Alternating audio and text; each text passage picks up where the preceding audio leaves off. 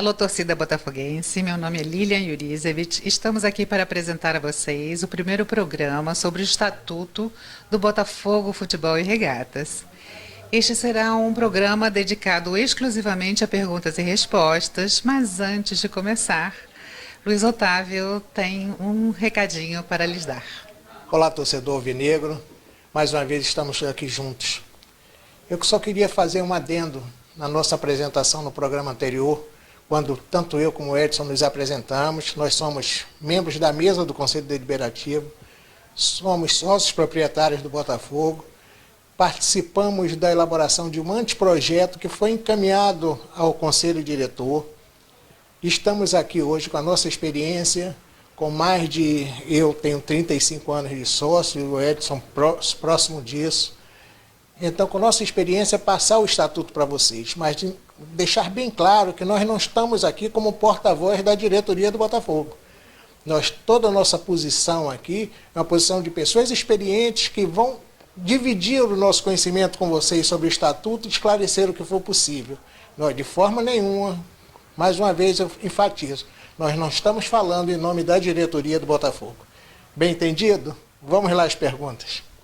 A primeira pergunta a ser respondida será de Guto, de Brasília. Eu sou sócio proprietário desde iníciozinho do ano passado. E quando eu peguei lá o meu título, veio o estatuto com data de 75. Ele já deve ter sofrido uma série de modificações. Mas com relação a ele, né, e as amarras que ele traz e que deve ter alterações ao longo do tempo. Uma questão que você abordou é a participação do sócio torcedor.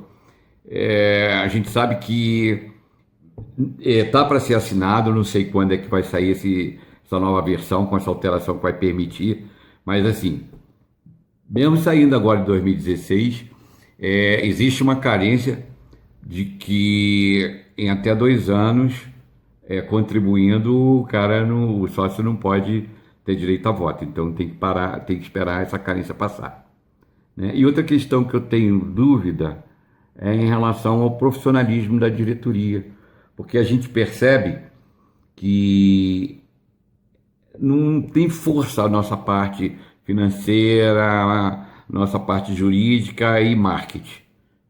E assim, se a gente tivesse profissionais, né, capacitados, com salários, e tendo um conselho que acompanhasse, suportasse, né, as decisões, a gente estaria mais bem encaminhado. Então eu gostaria que você falasse um pouquinho a respeito dessa questão do profissionalismo, da atuação da diretoria do clube, entendeu? Boa noite, bom participar aí com você, tá? Olá, meu amigo Guto de Brasília, prazer imenso falar com você. Queria esclarecer, Guto, que o andamento da reforma estatutária, ele se encontra numa fase de finalização no âmbito do Conselho Diretor, do projeto que será encaminhado, creio que mais tardar em 30, 60 dias, ao Conselho Deliberativo.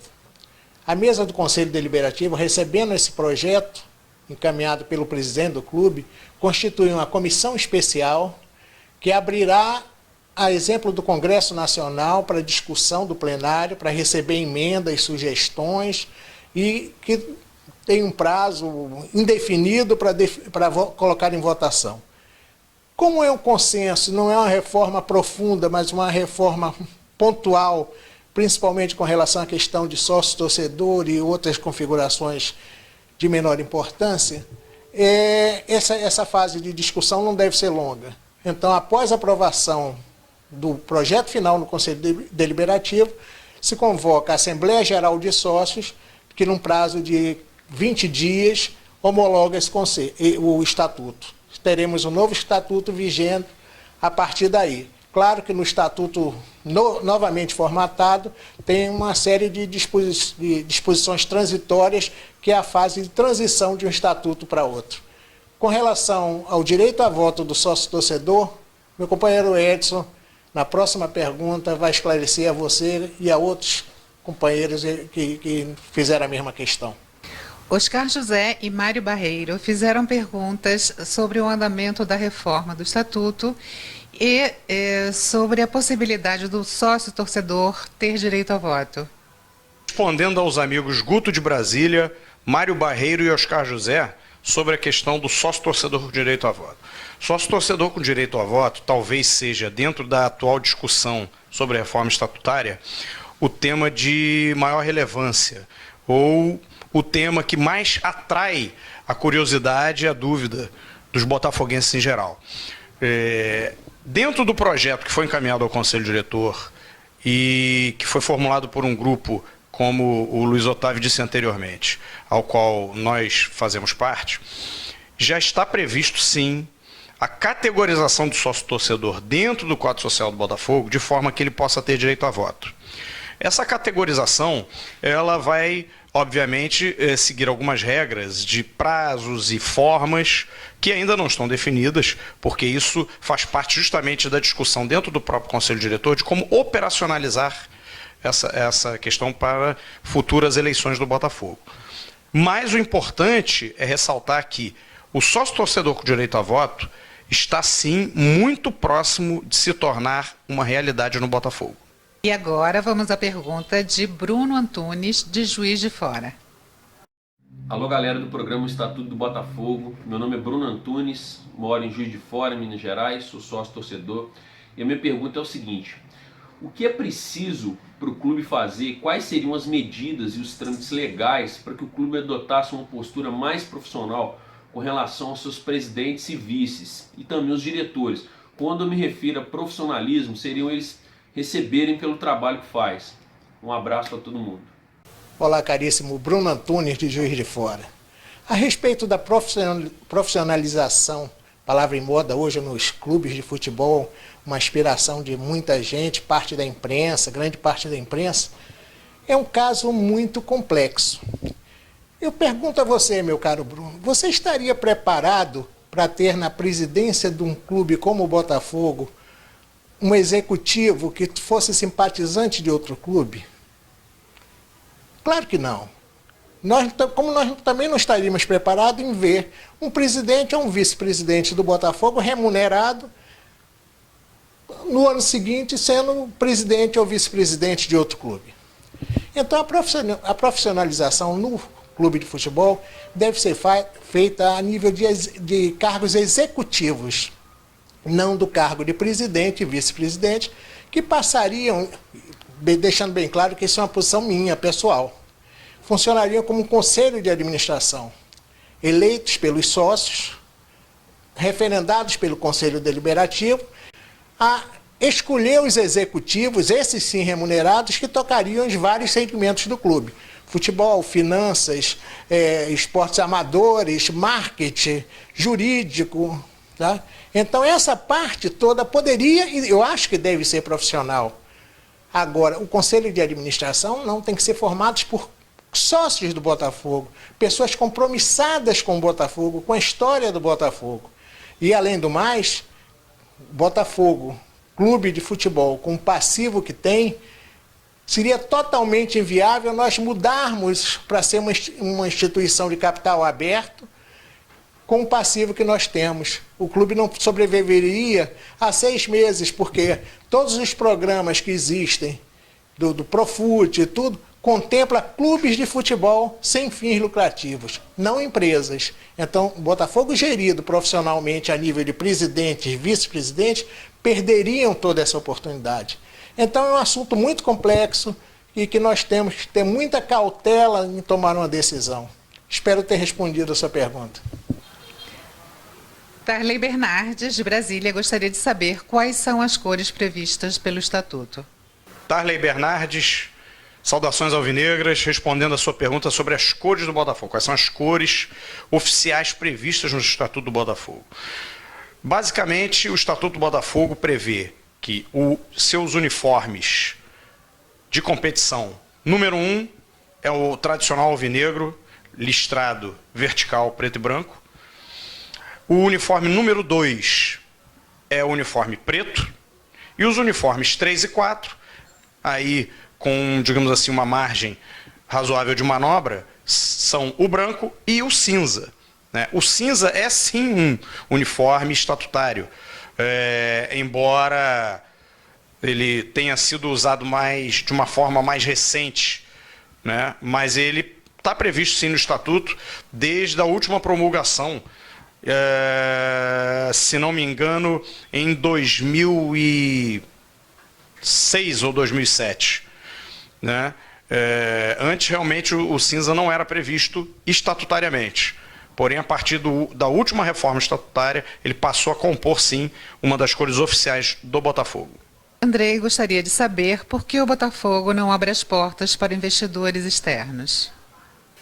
Andrei, saudações alvinegras. Respondendo a sua pergunta sobre por que o Botafogo não abre as portas para investidores externos ou estrangeiros no clube. Olha, a bem da verdade, não existe nada no estatuto que proíba parcerias comerciais do clube. Podem ser patrocínios, podem ser parcerias pontuais, como por exemplo o Palmeiras fez na construção da sua arena. O Botafogo poderia fazer algo semelhante também, até envolvendo o estádio Newton Santos ou outro ativo qualquer. Já existem, por exemplo, parcerias comerciais no sentido de aquisição de direitos econômicos de jogadores profissionais. Então, isso não há impedimento, digamos assim, estatutário ou legal para esse tipo de investimento, né? Contanto, obviamente, que você não esteja, digamos assim, vendendo, entre aspas, o clube para esses investidores, né? Contanto que eles não se tornem, digamos assim, os gestores do clube. Que aí você começa, inclusive, a ferir questões de legislação de clubes no Brasil, entidades sem fins lucrativos e por aí vai. Nada impede, porém, que parcerias comerciais sejam feitas nesse sentido, que, aliás, eu acho que são muito bem-vindas, não só para o Botafogo, como para qualquer clube no futebol brasileiro. Tá ok? Respondida a sua pergunta, Andrei. Forte abraço. Eduardo Freitas gostaria de saber por que o Conselho Deliberativo nunca expulsou gestores que causaram danos ao clube. Caríssimo Eduardo Freitas, saudações alvinegras. Você questionou por que o Conselho Deliberativo jamais expulsou qualquer gestor do clube que tenha causado dano ao clube. Eu só queria lembrar, talvez pela sua idade você não tenha acompanhado ainda, mas já aconteceram nos últimos 30 anos, 25 anos, 2 casos. Em 1990, logo da expulsão, da renúncia do presidente Emil Pinheiro, o senhor, então vice-presidente administrativo dele, foi expulso do clube. Num processo que correu no âmbito do Conselho Deliberativo e que culminou com a expulsão desse sócio titulado, era benemérito inclusive do clube, e então vice-presidente administrativo, que foi expulso dos quadros sociais. Mais recentemente, já na década de 2000, um ex-presidente sofreu processo disciplinar por recomendação do Conselho Fiscal, por não fechamento de contas, que foi encaminhado ao plenário do Conselho Deliberativo. O Conselho, depois de amplo debate e tudo, por maioria, resolveu não expulsá-lo, conforme recomendava então o Conselho Fiscal, mas o puniu com advertência e sanção registrada nos anais do clube. Então, o Conselho Deliberativo atua. Sempre que é encaminhado e apurado qualquer irregularidade, isso é feito. E nas atas, na memória do Botafogo, estão registradas essas 2 máculas na nossa história.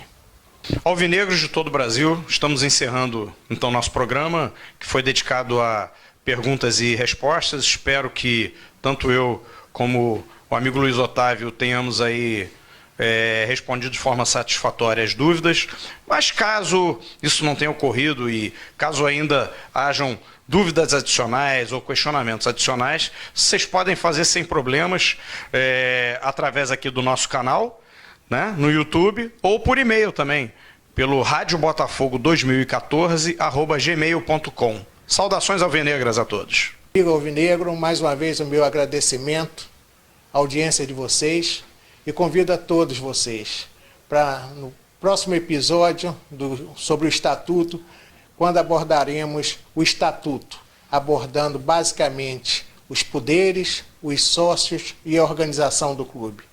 Esperamos que tenha agradado a nossa participação nesse episódio de hoje e contamos com vocês na próxima semana.